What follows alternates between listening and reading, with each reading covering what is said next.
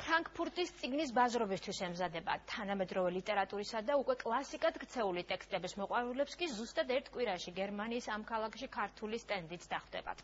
უკვე დაგეგმილია რამდენიმე დღიანი ღონისძიების გეგმა, რომლის ფარგლებშიც საკუთარ ნაწარმოებებს გერმანულ ენაზე ქართველი მწერლების ოთხეული წარადგენს. გერმანიაში ქართული ლიტერატურის დესპანებს დღეს თამარ დარახველიძე შეხვდა.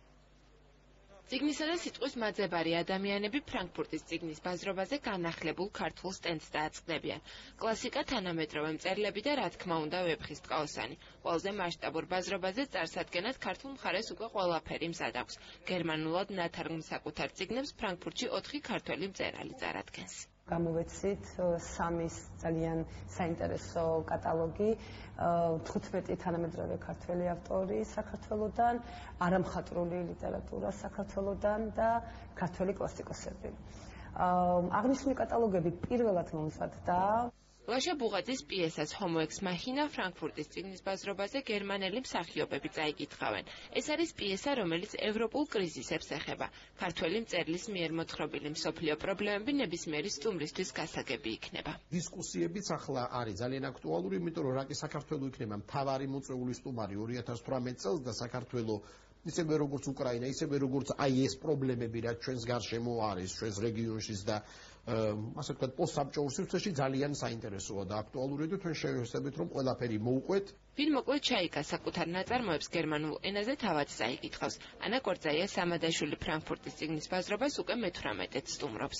მე რატომღაც ეჭვმტანჯავს, რომ ძალიან კარგი იქნებოდა თუ გიყოლება ადამიანს ისე ოდნავ მაინც უყვარს წიგნი და ოდნავ მაინც მიაჩნია, რომ წიგნის კითხვა ჯობია წიგნის არ კითხვასა, ერთხელ მაინც მოხდეს ფრანკფურტის წიგნის ბაზრობას.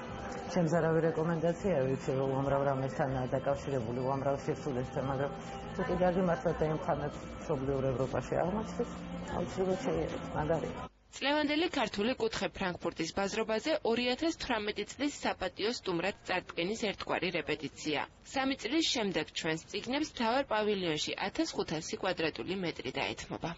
სავარაუდოდ 2018 წლისთვის უკვე ერთი ათეული მაინც იქნება გამოცემული სწორედ აი ამ ტიპის ლიტერატურის. ესეც მხოლოდ დასაწყისია.